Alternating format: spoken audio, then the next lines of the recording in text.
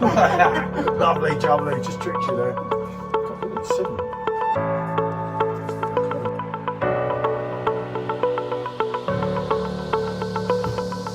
That's got to be reviewed, especially on the PerfectDraft Pro. And it's quite a lot heavier. Especially when they're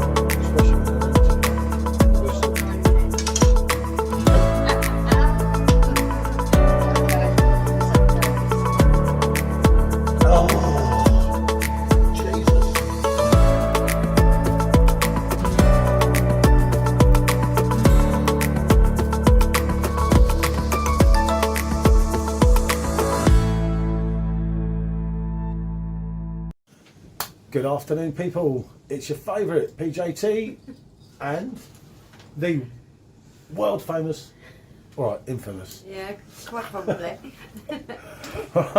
Famous for all the right reasons, of course. Probably all the wrong reasons, but never mind. But anyway, Let's right. get on to the beer. Yeah, right, no. What we're doing the new keg, which Michelle's going to introduce. Yep, that is Brasserie de Mont Blanc La Rousse. La Rousse, has the same rhyme. Yeah, right, we've done the original review. If you haven't seen it, do check back on that video. It's a really in-depth video. The situation here is, before we got the kegs, we thought it was going to be really similar to Ninkasi. We have a little bit left of Ninkasi, so we're going to do them off together. Yeah, we're just going to try them and tell you about what the differences are, because I believe they're not quite similar. I think they're quite different. Very so different. this might be a case of Yeah. just telling you what differences you can expect if you've had one and want to try the other. Yeah, it's just good to pair them up. Ninkasi, I think, was an absolute hidden gem.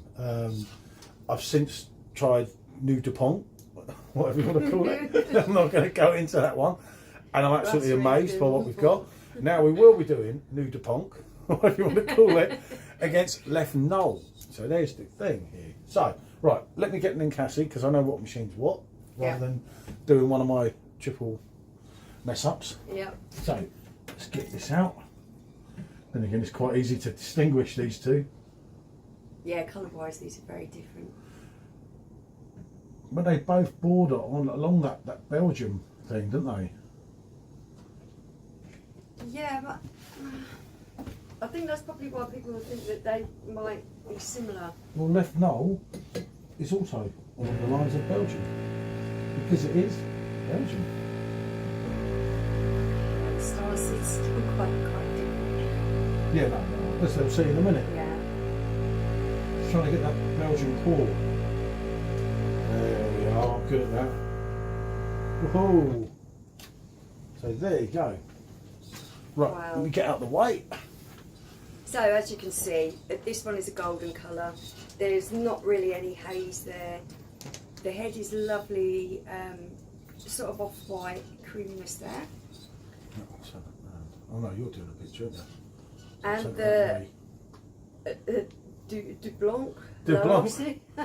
Du Blanc, La Rosso, s'il vous plaît. Actually has got an amber colour, but with this lovely red kind of hue to it, which is very nice looking. Yeah. Do you want the picture? Yeah. Oh, I love being in the picture. Okay, let's go on to there. And there we go. See?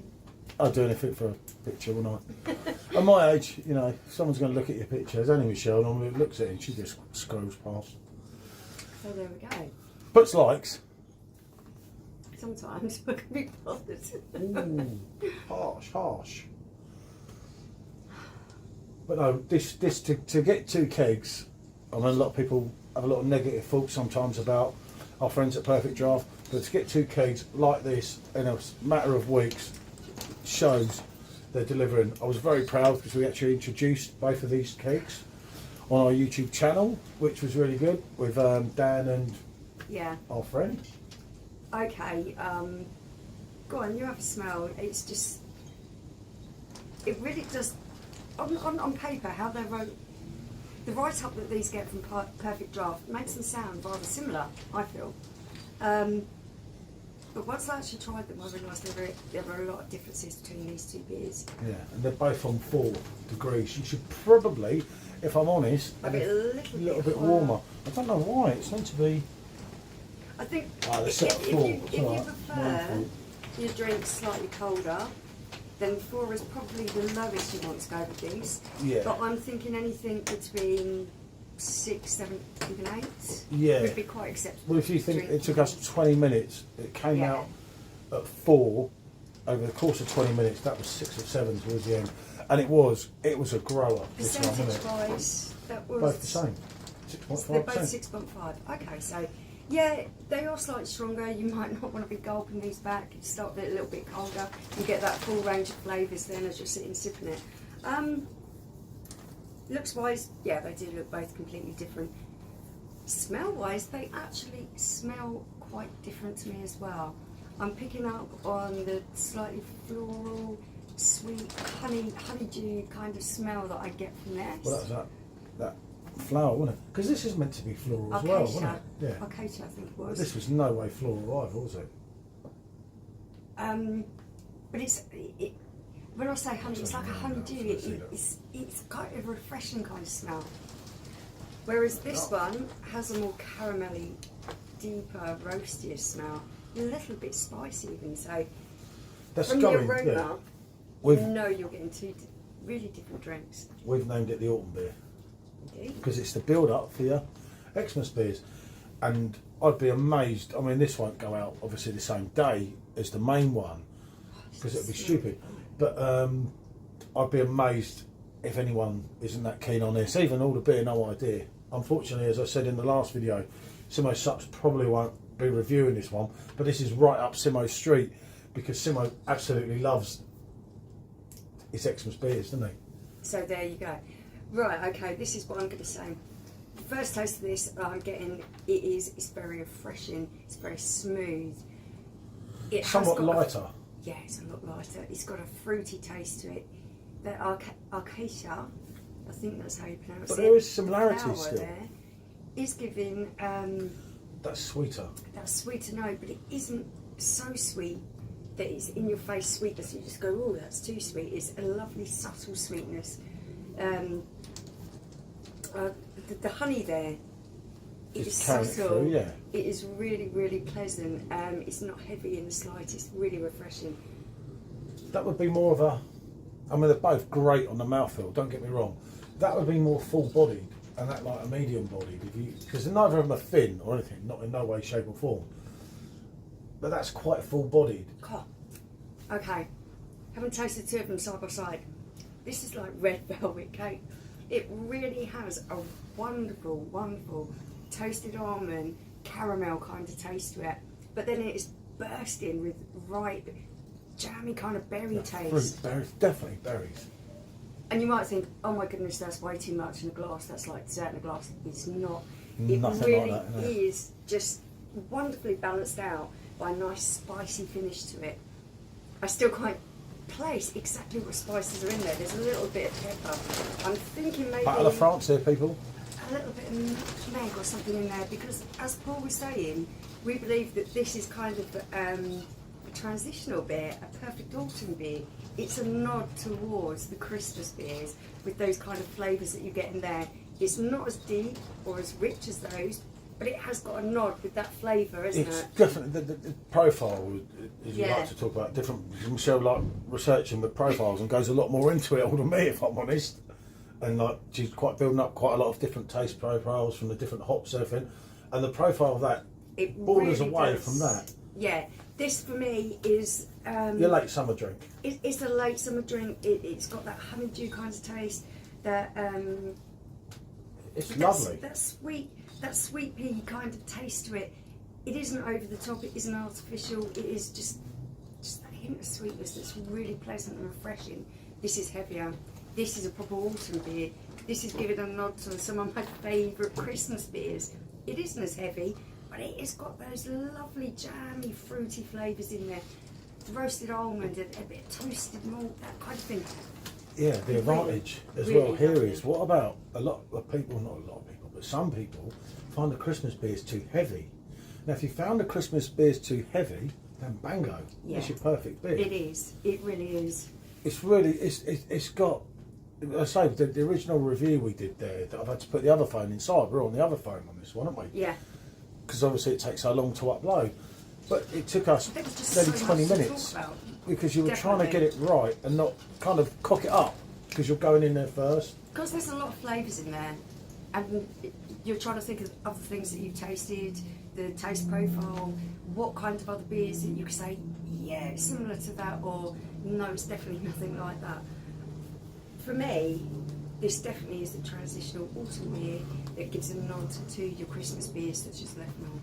Yeah, definitely. Well, we're going to do Which it is one more something time. that you totally agree with. Yeah, this is the second one. Yeah, it was me that said that. It was you that come out with it. I'm, but I I'm was all up here, see, up here for thinking, down here for drinking, yeah. You know. But no, we're going to also do it, because remember, this is where Michelle kind of takes over. Well, she tries to take over all the time, but when it comes to Leffe Noel is your, I do love them. what, top 3 kegs for you in it overall? It's a wonderful Top taste 5 of Christmas. at the most. Yeah, definitely. Within It's a the lowest seasonal you beer, go. and Yeah. it's brilliant for that particular season because of the flavours in She it. absolutely loves I it. do love it. And we've still got a keg here that's obviously now just gone out of date. But she was like, well, I can keep that for my first one on then, because Yeah. she's actually that much into it. I do. She didn't want to waste really, it really enjoy it. in the summer. For me, it isn't a summer drink. It's a little bit too heavy. All of those cinnamon and nutmeg and those kind of flavours, that- the dried fruit, Yeah. it's just it's just synonymous with Christmas time. It really makes you think of that with the cloves and everything else. This is like that, but it's just not so heavy. Yeah, it's lighter. You It's can get away with that in lighter. the summer. Yeah, the fruit, rather than being like the dried fruit that you get in Christmas pudding, etc., it is more sort of jammy fruit, really ripe fruit. Mm. So, here's the question. So this, in effect, although we've gone away from the idea of it, but that's just how it happens in a review, is subjective in a way, as we know, right? So what would you choose if you were choosing one? I really like both of them. I think they're both absolutely wonderful beers. But you have to choose one. I can't choose one or the No, other. no, you have to. If We're going to be choosing one in a minute. Let's get them at both levels. This will confuse you after. a slightly colder, darker, damper day, a darker nighttime beer that really does remind But you. there is still that Your they bounce Halloween off each other. times when you're going to be sat having a beer, maybe if you're having a little bit of fireworks do or something. This is a wonderful transitional autumn type of beer. Yeah, it would, yeah. This one for Fly me, if I was having a late summer afternoon drink, it's a lot lighter. It's a lot lighter But- on the palate. Both the same in volume. Crazy. Yeah, that's the wonderful thing about it. I think this one just feels a bit more complex and punchy because it's got that spicy bite to it at the end. And you wouldn't know though, would you, that there was some? No. Never in a million No. years. If Totally someone said to me that was a 5, that was a 7, I'd be like, yeah, I get Yeah. that. I know my stuff. Well, I Yeah, don't, but I do definitely. try to. That one does definitely taste lighter in alcohol volume. Yeah. So you're choosing one. What would you choose? There has to be a winner. It can't be a draw. I love both of them. We're doing this in the afternoon. It's not cold, it's not warm. I can't pick between the two, they're both lovely. Really nice. And they complement each other nicely as well when Right. you're drinking them side by side. Yeah, that they, They do do, as well. don't Yeah, they? they do. They're bouncing off the fruit flavour. There is a sweetness to And both the of them. honey in this, the But caramel, the toasted More of a almond. sweetness There's to the that side and that toastedness, side. which is complemented by the florally If I was sweet- choosing one, I was backing into Ninkasi, but I can't go on that. I find Leffe Noel too heavy. Michelle's bang into I it. love it. I love And- my heavier, darker beers with a really rich fruitiness. We got that, and the idea was that you had the Leffe Noel because it's quite a big hitter, and I had the Quack Blonde. But then she drank the Quack Blonde with me and done me up. No, I don't drink much of the Leffe Noel. I do like an Leffe Noel. I Don't get me like wrong. it. I like it. But I It's can so only nice have to one. get darker and colder. It really does. But suit I'd that. have to go. It's on that. lovely, isn't it? It's growing and growing. And so we've done a sample, we've done the original review, and now obviously we haven't drank anything in between. That for me is yeah, the top jaw. fruity, jammy tartness almost of that fruitness to it. It's addictive. It really is. Which is lovely. dangerous.